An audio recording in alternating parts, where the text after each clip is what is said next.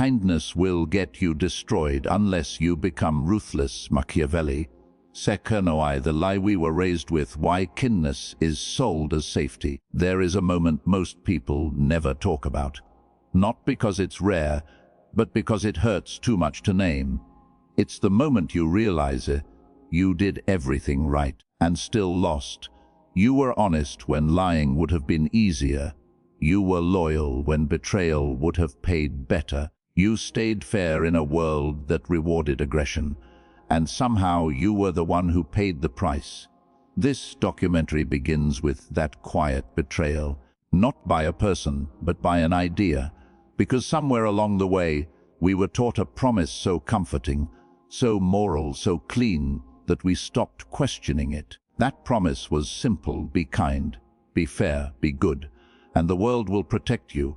From childhood stories to classrooms, from religious sermons to motivational posters, kindness is sold as armor, fairness as insurance, moral consistency as safety.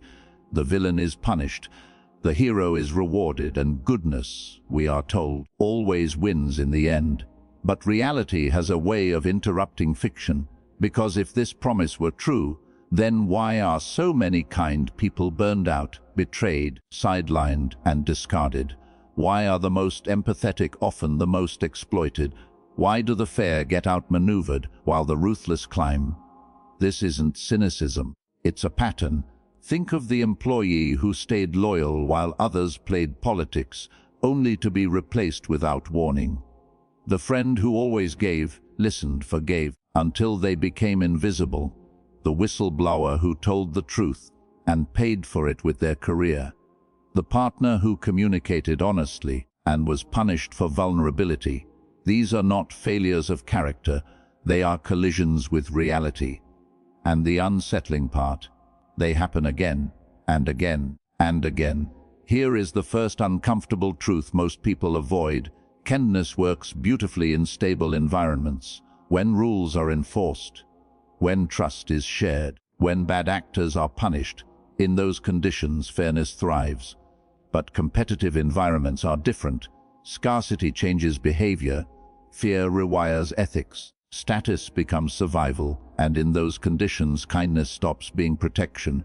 It becomes a signal that says, I will hesitate, I will forgive, I will assume good intentions, I will play by rules even if you don't. And signals can be exploited.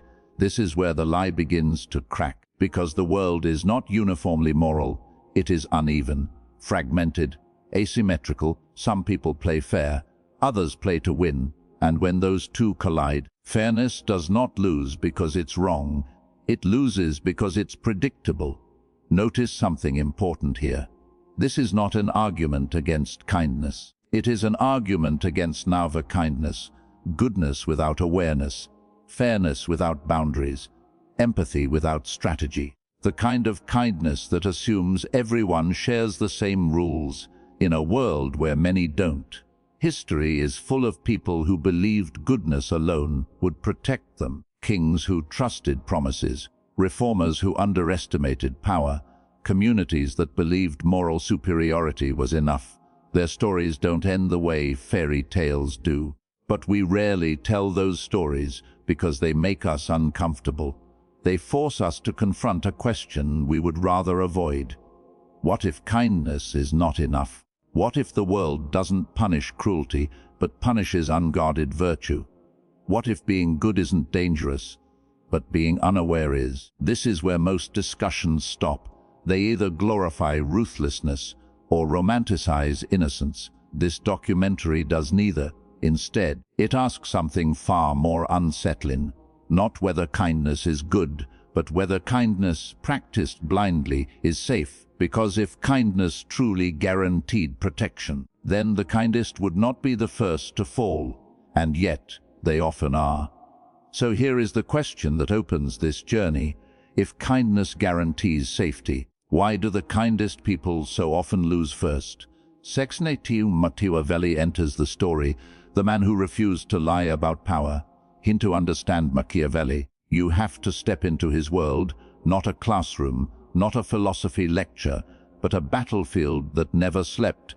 Renaissance Italy was not a nation, it was a wound. City-states carved into pieces, Florence, Venice, Milan, Rome, Naples, all watching each other, all betraying each other, all one alliance away from collapse. Foreign armies marched freely across the land, French kings, Spanish crowns, German mercenaries. Loyalty was rented, promises expired overnight, and morality bent under the weight of survival. This is where Niccolò Machiavelli lived, not as a tyrant, not as a king, but as a civil servant trying to understand why states fell and why good intentions kept getting people killed. Machiavelli wasn't born powerful. He didn't command armies. He didn't rule cities. He observed. He negotiated with ruthless men, watched leaders lie with calm precision, saw republics crumble because they trusted the wrong people, and tyrants endure because they understood fear better than virtue. And slowly, a realization hardened inside him. Power does not behave the way moral stories say it should. It behaves the way survival demands. This is where history turned on him, because Machiavelli committed an unforgivable crime, not violence, not tyranny, but honesty. He wrote down what rulers actually did, not what priests said they should do. He described deception without apologizing for it, cruelty without disguising it, fear without moral sugarcoating. And for that, he became a villain. But here is what most people misunderstand. Machiavelli did not invent cruelty. He did not create manipulation. He did not encourage evil. He documented it, the way a doctor documents disease, the way a biologist studies predators, the way an engineer studies structural collapse. He wasn't telling people to be ruthless. He was warning them what happens when they aren't prepared for ruthlessness. And society hates mirrors like that, because illusions keep people calm, illusions keep people obedient, illusions keep systems running. But realism disrupts comfort. It tells good people they might not be safe. It tells moral people they might be vulnerable. It tells kind people the world does not love them back. So Machiavelli had to be destroyed symbolically. After the Medici returned to power, Machiavelli was accused of conspiracy. He was arrested, tortured, exiled, stripped of position, stripped of influence, reduced to writing alone, bitter, isolated, watching history repeat itself. And when The Prince was published, the backlash was immediate. Churches condemned it. Rulers pretended to despise it while secretly reading it. Moralists labeled his name a synonym for evil. Machiavellian became an insult, not because he lied, but because he didn't. Why does society demonize people like Machiavelli? Because telling the truth about power forces a choice. Either you remain innocent or you become aware, and awareness is dangerous. Once you see manipulation, you can't unsee it. Once you understand leverage, you stop believing fairness is automatic. Once you recognize how fear governs behavior, you lose the comfort of simple morality. Machiavelli took that comfort away. He was not a teacher of domination. He was a diagnostician of reality, not a monster, a mirror, not a blueprint for cruelty, a warning label on human behavior. He showed that kindness without power invites exploitation, that morality without boundaries invites predators, that good intentions without strategy invite ruin. And the world answered him the only way it knows how, by calling him evil, so it wouldn't have to listen. But here's the irony. The very rulers who publicly denounced Machiavelli privately followed him. They learned to appear kind while acting strategically, to speak morality while practicing power, to use virtue as theater and ruthlessness as policy. Machiavelli didn't corrupt them, he exposed them. And that is why his name still unsettles us, because he didn't destroy goodness. He destroyed the lie that goodness alone is enough. Machiavelli didn't corrupt people. He removed the lies protecting them. Stiun ethu. Why kindness collapses under pressure. Human nature in unstable systems. Kindness does not fail quietly. It fails under pressure. Not in peaceful rooms, not in stable systems. But when fear enters the bloodstream, When survival feels uncertain, kindness begins to crack. And this is not a moral flaw, it is biology. To understand why kindness collapses, we have to stop moralizing human behavior and start examining it. Humans are not cold, rational machines. We are adaptive social creatures shaped by evolution to survive unstable environments. And survival does not reward goodness, it rewards responsiveness. When fear activates, the brain narrows. The prefrontal cortex, responsible for long-term thinking, ethics, and restraint, begins to lose control. The amygdala takes over. Tunnel vision replaces nuance. Threat becomes everything. Fear doesn't ask, what's right? It asks, what keeps me alive? Under fear, kindness hesitates. Aggression moves first. Then there is desire. Desire overrides caution because it hijacks reward systems. Dopamine does not care about ethics. It cares about anticipation, gain, advantage. In competitive environments, desire does not negotiate, it accelerates. Fair people pause, manipulators don't. And then comes belonging, perhaps the most powerful force of all. Humans would rather be wrong together than right alone. Truth threatens belonging. Kindness threatens exclusion. So under pressure, people betray principles, not because they're evil, but because isolation feels like death. History is filled with decent people committing indecent acts, not out of malice, but out of fear of being cast out. Status completes the trap. Status anxiety bends ethics because it introduces comparison. Suddenly, morality becomes negotiable if it costs position, influence, or visibility. People don't ask, they ask, will I fall behind? And kindness becomes expensive. Machiavelli saw this centuries ago. He observed that morality thrives in stability, where rules are enforced and consequences are predictable. But under threat, during revolutions, invasions, power vacuums, moral behavior collapses. Not because people suddenly become monsters, but because the environment rewards something else. Revolutions rebrand brutality as justice. Cults reframe obedience as virtue. Propaganda regimes turn loyalty into morality. In every case, kindness assumes shared rules. Manipulators assume there are none. And manipulators are usually right. Today, the battlefield has changed, but the psychology hasn't. Outrage culture runs on emotional reactivity. Algorithms amplify fear, desire, belonging, and status anxiety because those emotions generate engagement. The angrier you are, the more predictable you become. The kinder you are, the easier you are to exploit. You are nudged, provoked, shamed, rewarded, not through force but through feelings, and kindness becomes a lever. Here is the uncomfortable truth Machiavelli understood long before neuroscience could explain it. Your strongest virtues become liabilities in hostile environments. Empathy can be exploited. Honesty can be weaponized. Fairness can be manipulated. Not because these qualities are wrong, but because they assume protection that power never promised. Kind people expect reciprocity. Manipulators expect asymmetry. Kind people assume rules apply equally. Manipulators assume rules apply selectively. And when those two worldviews collide, kindness usually loses.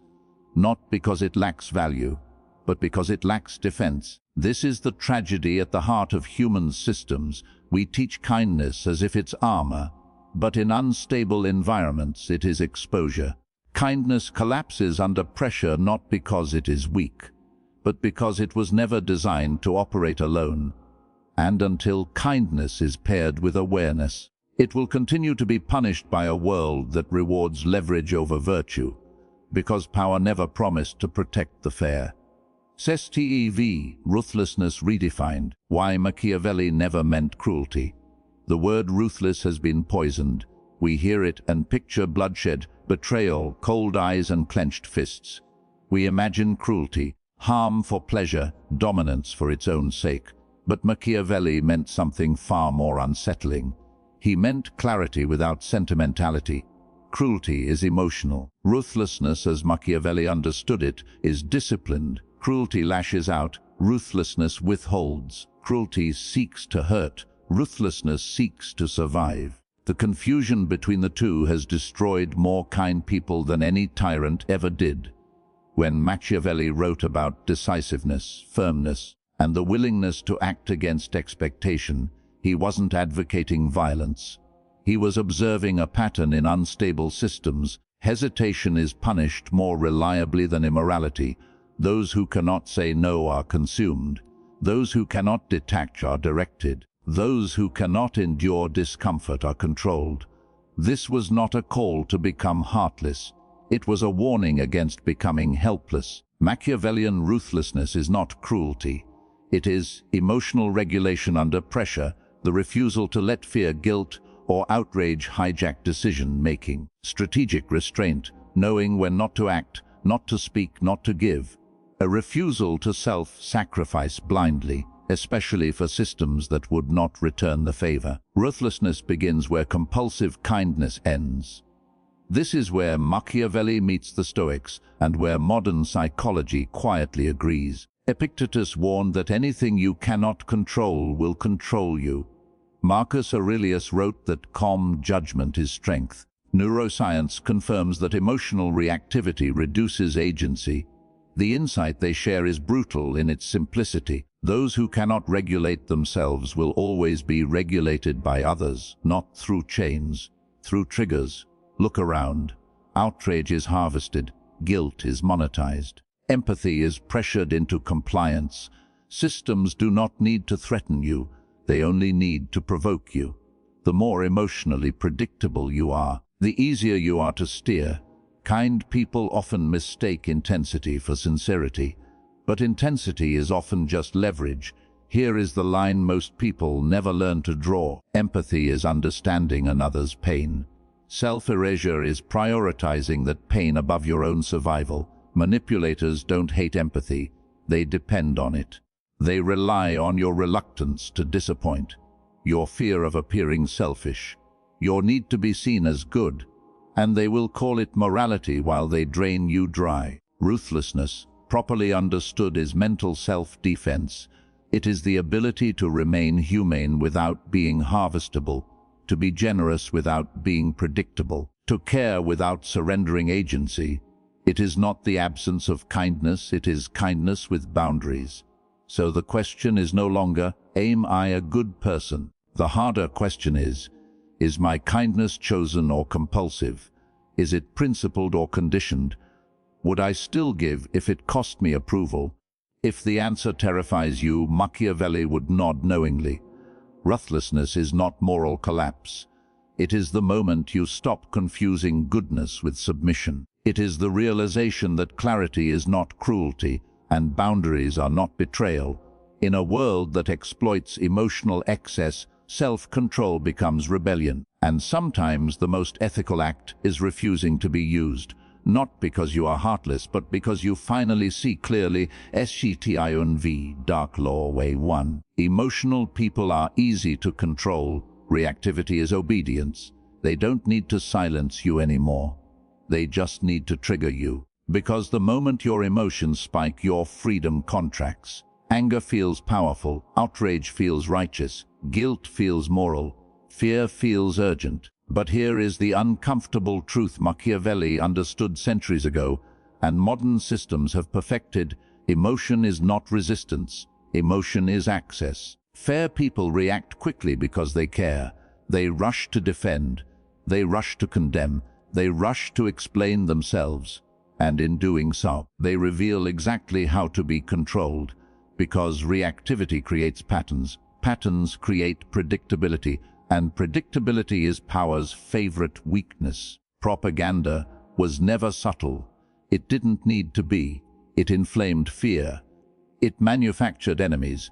It framed dissent as betrayal. Crowds didn't need chains. They needed a shared emotional pulse. Once emotion took over, behavior followed. Now fast forward. The tools are cleaner. The methods are quieter. But the principle is identical. Outrage cycles refresh every hour. Moral panic trends on demand. Algorithms reward intensity, not truth. The angrier you are, the louder you become. The louder you become, the more visible you are. And the more visible you are, the more useful you are. Here is the line no platform wants you to internalize. If your emotions can be triggered on command, your behavior can be guided, not through orders, through incentives, not through threats, through validation. Neuroscience explains why this works so well. Strong emotions narrow perception. They reduce nuance. They demand immediate action. In that state, people don't think, they respond. And response is the opposite of agency. Fair people are especially exposed because they believe reacting quickly proves sincerity, because silence feels like complicity, because restraint feels immoral, so they jump, and every jump trains the system how to pull the strings tighter next time. Notice the rhythm: outrage, gay engagement, key reinforcement; anger, gay visibility, key reward; guilt, bay compliance, gay relief. It feels spontaneous. It isn't. You are being trained not what to think, but how to react. Machiavelli never warned rulers about emotional people because he hated them. He warned them because emotional people are governable. They advertise their triggers. They defend their chains as virtues. They confuse intensity with independence. Detachment is not coldness. It is delay. It is the pause between stimulus and response, the space where freedom lives. Detachment says, I will not give you my reaction on demand. I will not make your agenda urgent by feeling it deeply. I will decide when something deserves my energy. That pause terrifies systems built on immediacy. Ask yourself honestly, how many of your reactions are yours, and how many were rehearsed by repetition, rewards, and social pressure? If your anger feels automatic, it probably isn't yours. This is why emotional people are praised publicly and steered privately, because passion without control is labor, and labor can be directed. Machiavelli's dark law is not cruel, it is precise. Those who master their emotions cannot be easily mastered. Those who don't will mistake obedience for conviction. In a world addicted to reaction, calm becomes subversive. And the most dangerous thing you can say to a system built on outrage is, I'm not reacting. Because the moment you stop reacting, you stop being predictable. And the moment you stop being predictable, you stop being controllable. S-Cetine V, Dark Law, Faith 2V. Transparency protects others, not you. Why oversharing creates targets? They told you transparency would set you free. That honesty builds trust. That vulnerability creates connection. That sharing your intentions proves integrity.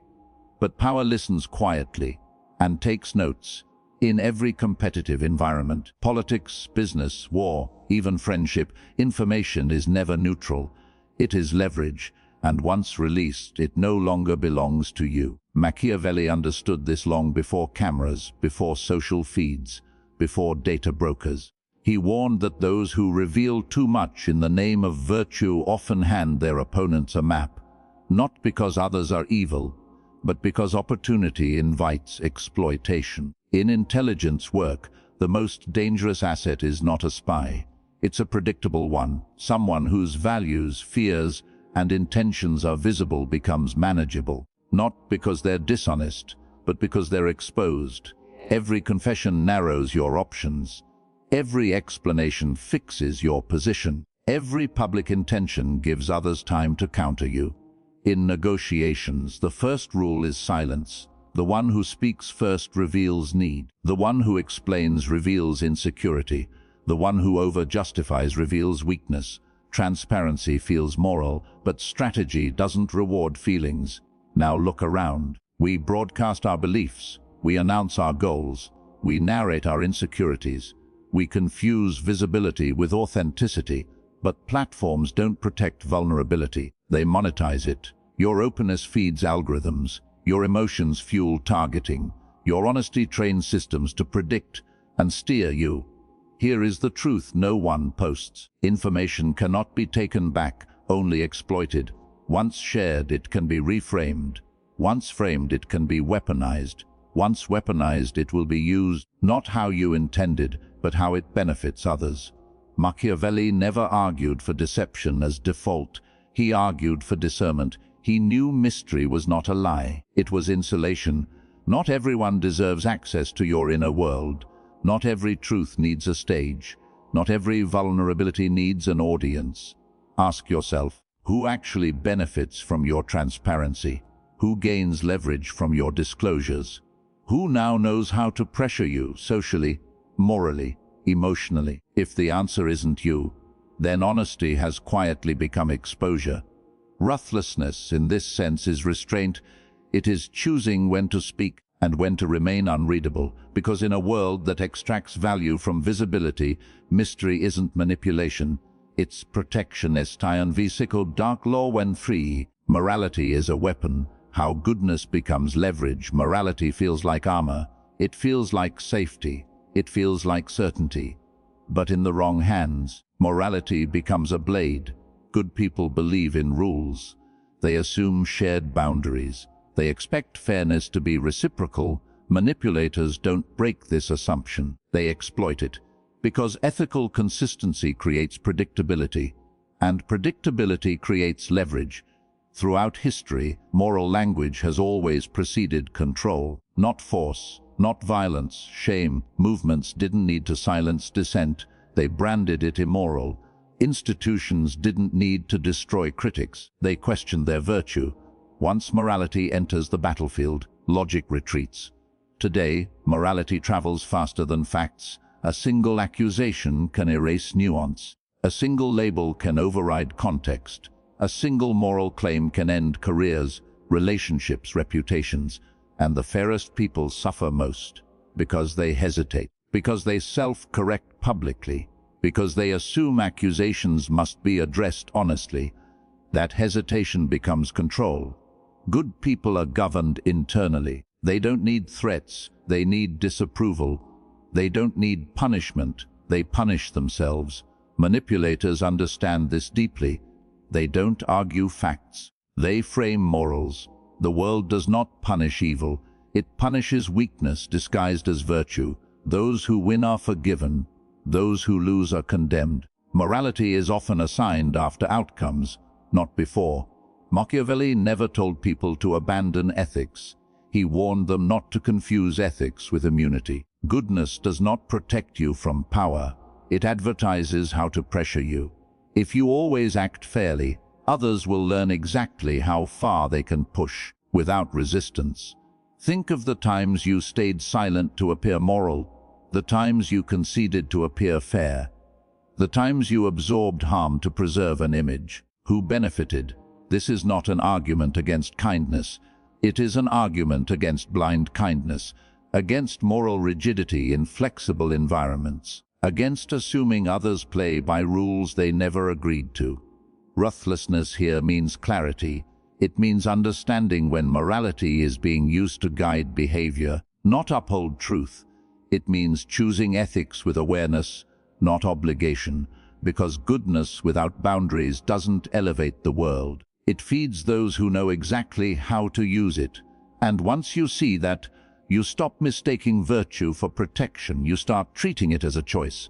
Estian Decoded. Dark law way 4 be necessary, not love. Dependence outlasts praise. Applause is loud. Dependence is silent.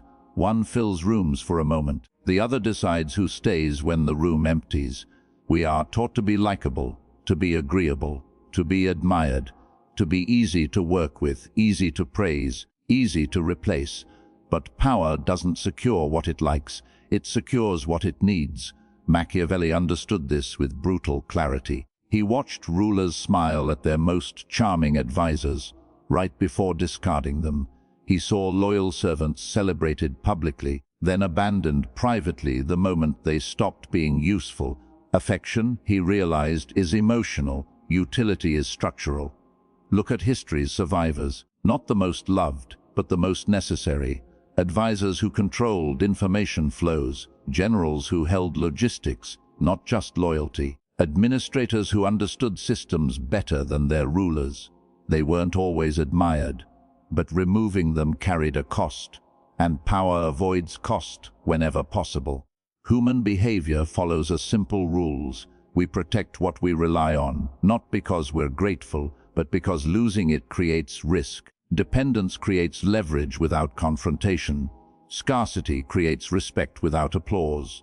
The moment you become replaceable, your value becomes negotiable. The moment you become necessary, your presence becomes assumed and protected. In modern systems, this truth is disguised by politeness. Promotions go to those who appear collaborative. Praise flows to those who maintain harmony. But when pressure arrives, budgets cut, crises hit, blame must land. Admiration evaporates. What remains? Who knows the system no one else understands? Who holds relationships others can't replicate? Who solves problems that don't fit job descriptions? Those people are rarely the loudest. They are rarely the most liked. They are simply too costly to lose. Here is the uncomfortable truth. The more you seek approval, the easier you are to replace. Approval seeking signals adaptability, but also dispensability. Those who are always pleasant are assumed flexible. Those who are always agreeable are assumed interchangeable. Necessity creates the opposite effect. It introduces hesitation. Before removing you, power must ask, what breaks if you're gone? Machiavelli never told leaders to be hated. He warned them not to depend on affection, because affection changes with mood, fear, and opportunity. Dependence endures under pressure.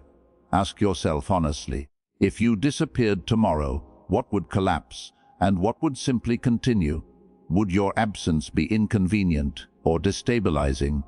Praise feels good, but it doesn't anchor you. Utility does. This is not a call to become cold or exploitative. It is a call to become structurally valuable, to stop mistaking social warmth for security, to stop confusing appreciation with protection. Because when systems shake, gratitude is forgotten first. People may compliment you. They may celebrate you. They may even admire you. But when survival is at stake, they protect what they need. And that is the difference between being remembered and being removed. Max, the modern world punishes the fair quietly.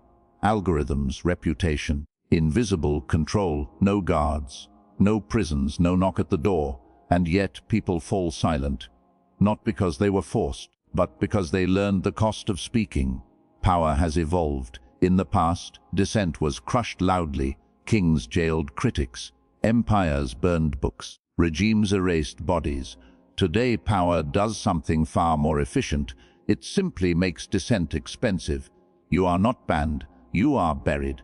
You are not arrested. Algorithms now decide who exists, what is amplified, what is ignored, what quietly disappears without explanation. There is no trial, no verdict, no appeal, just a subtle reduction in visibility, and with it relevance, opportunity, income, and connection. Fairness in this system becomes dangerous. Reputation is the new currency. Your employability, your credibility, your social belonging. Every word you speak is weighed not for truth, but for risk. Risk of misinterpretation, risk of backlash, risk of being labeled, flagged, or quietly excluded. So people learn, they soften opinions, they dilute convictions, they self-censor before anyone else has to. Not because they're weak, but because they're rational. Modern power doesn't silence you, it trains you to silence yourself. Machiavelli warned that power prefers obedience without resistance.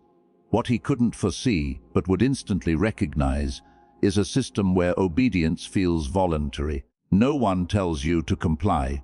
You just notice what happens when you don't. The colleague who asks uncomfortable questions and stops getting invited to meetings. The journalist whose tone shifts, not because facts changed, but funding did. The creator who learns which ideas travel far and which trigger algorithmic coldness. The fair-minded person who insists on nuance and watches outrage outperform truth every time. Fear no longer needs threats, it uses uncertainty. Uncertainty breeds caution, caution breeds conformity, and conformity looks like peace, until you realize how much of yourself you've edited out. Fair people assume good faith.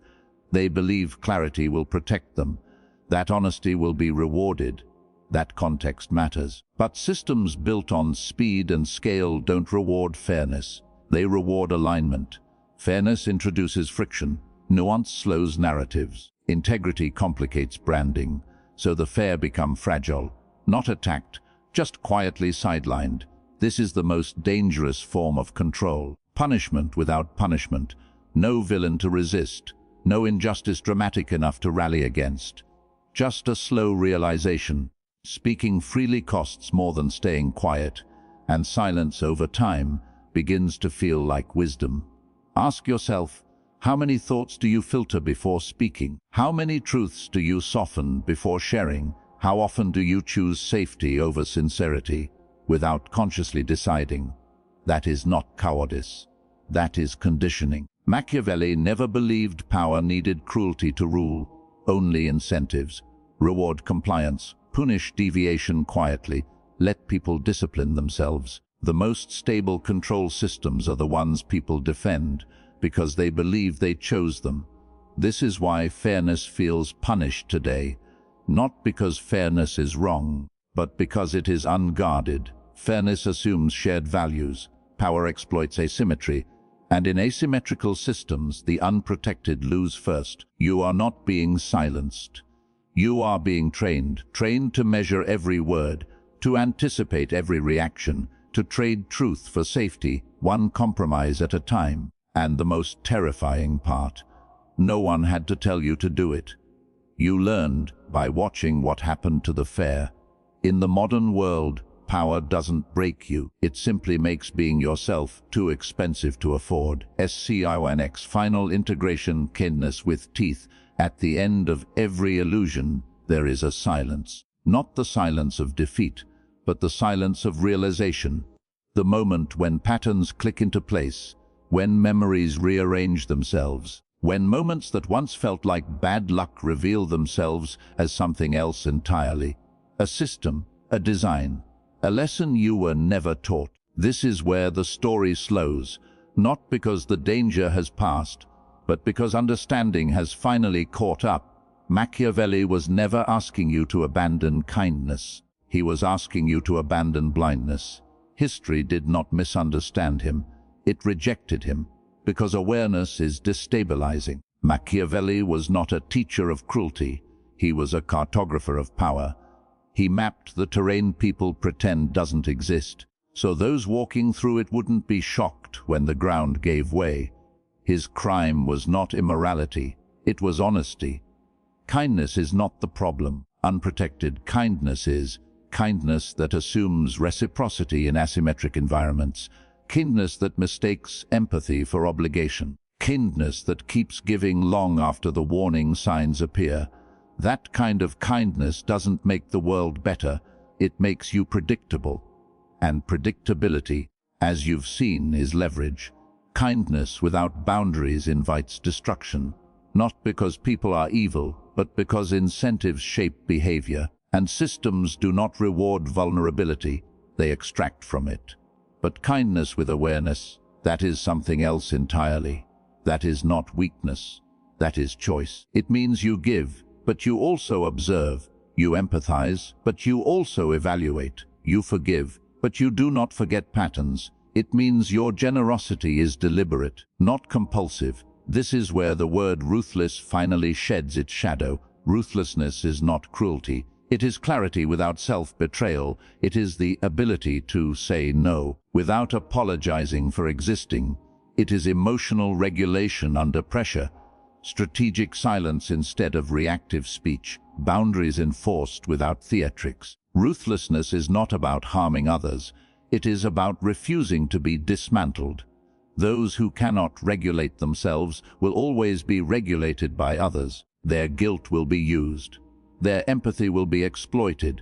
Their morality will be weaponized against them, not out of malice, but out of convenience. Kindness with teeth does not beg to be understood. It does not advertise its intentions. It does not explain itself to manipulators. It is warm, but not porous. It is ethical, but not nafa. It is compassionate, but not self-erasing. In a world that profits from your reactivity, that monetizes your outrage, that rewards your silence, awareness is not pessimism. It is protection. You don't need to become harder. You need to become clearer. clear about where you end, clear about what you tolerate, clear about who benefits from your silence, your guilt, your compliance. Machiavelli never asked you to abandon goodness. He asked you to stop assuming the world would protect it, because the world doesn't punish kindness. It punishes unguarded kindness. Now you see the pattern in history, in systems, in relationships, in yourself, and once a pattern is seen, it cannot be unseen. So the question is no longer philosophical, it's personal. Now that you see the pattern, will you keep pretending that kindness alone will save you?